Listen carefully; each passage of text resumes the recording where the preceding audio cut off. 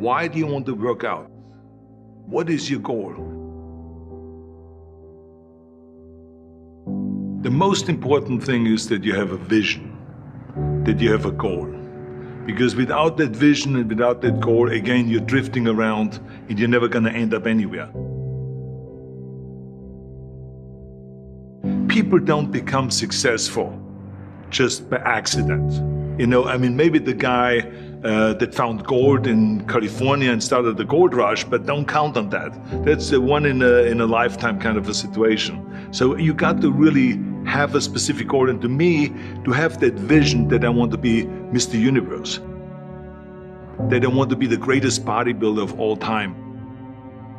That was a great vision, and that specifically to look like Reg Park and to be up there on that stage and to lift the trophy overhead and to win the championship over and over and over again. So that was a great goal. You have to have a goal. Now, it doesn't have to be that specific goal, but it has to have some goal. This is why I always recommend to people, sit down, take your time, and start thinking about, why do you want to work out?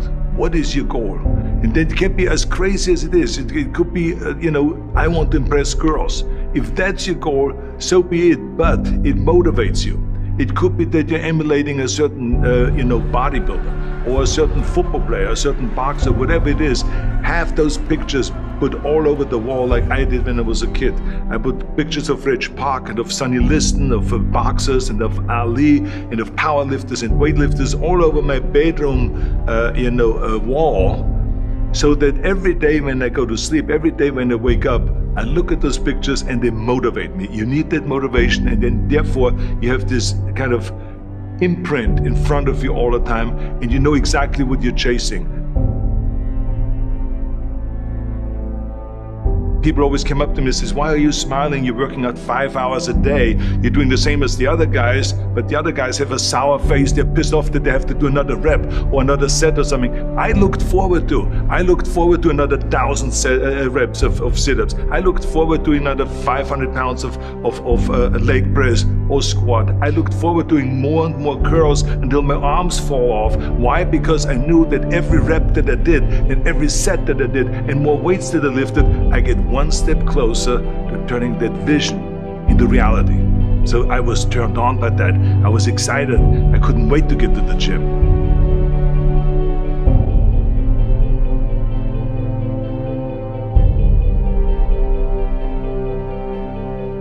I remember that when I weighed 245 pounds, and Bob Rafelson, the director of Stay Hungry, said to me that I'm interested in having you come in for a reading and work on your acting and all this, because I'm interested in having you in a movie to star with Jeff Bridges and with Sally Fields. I was delighted about that, and I was excited, and I started pumping up more and more. And then he said, but I don't want you to weigh more than 210 pounds. You want me to be in the movie, but I'm weighing 245, 246. I say, I just won the Olympia, I say, which was 1974, and I was really at my biggest. And but he demanded that, and he says, look, it's very simple. On the day we start shooting, he says, I'm gonna put you on a scale, and if you don't make the 210, you're out, because I have someone else in mind.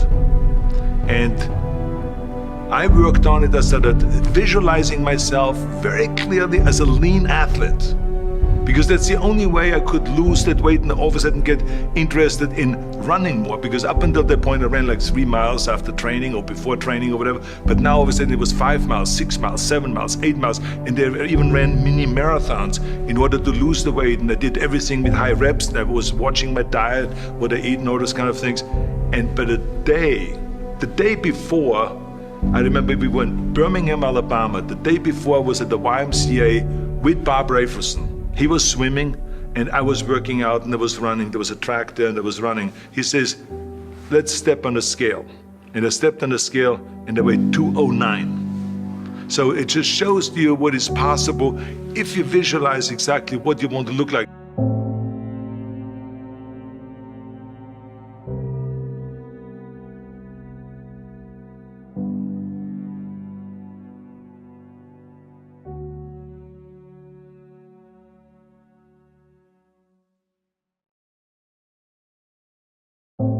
And there was no room for any kind of like, well, I can't get my act together or anything like this, because there's only a certain amount of time. But the key thing again is have the clear vision.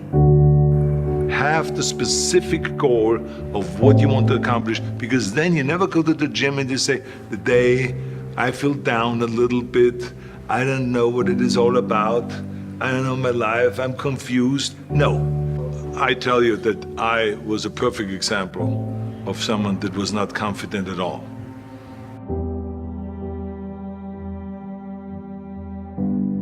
I mean, when I was a kid, I was just like any other kid. I had my hang-ups and problems and all this. But when I joined the weightlifting club and I won my first little trophy because I did the best clean and jerk, and then we went to another meet and I won another little trophy, I started feeling like somebody. But the bottom line is, everyone can use the same method, because I used it in politics, I used it in making money, I used it in everything that I've done in the movie business. When you have one little victory, little victories add up, and that is what gives you then ultimately confidence. Well, for me, the most important thing always is to have a deadline.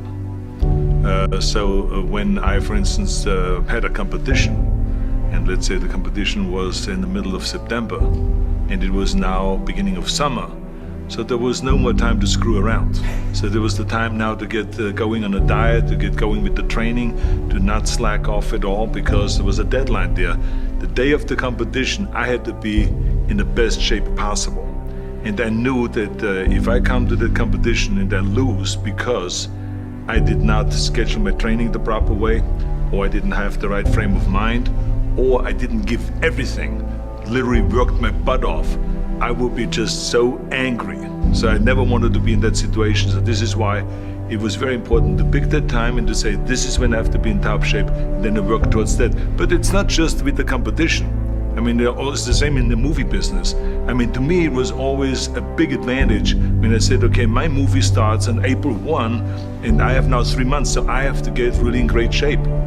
So you pick those times. It could also be that you have no movie and you have no Mr. Olympia or no Mr. America, no Mr. Universe coming up or any of those things. But you say to yourself, the summer starts in June.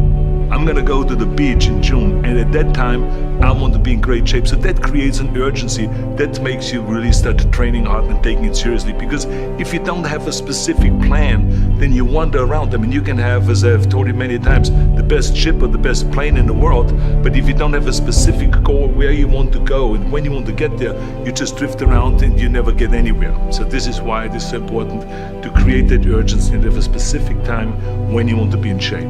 Well, I mean, look, everyone has a problem with time, but the day is 24 hours and we sleep 6. Now, I know there's some out there that say, whoa, I need 8. Well, I say just sleep a little faster, because the bottom line is we have 6 hours of sleep, 24 hours are available, so you have 18 hours now available to your work, your family, your hobbies, and also to learn something new or to do something new, which could easily be that you want to learn a new language, or that you want to read as a New Year's resolution, I have to read a book every week, or you say, I'm gonna go and reshape my body. So you're gonna go and take this hour out of your schedule and say, I'm gonna train an hour every day.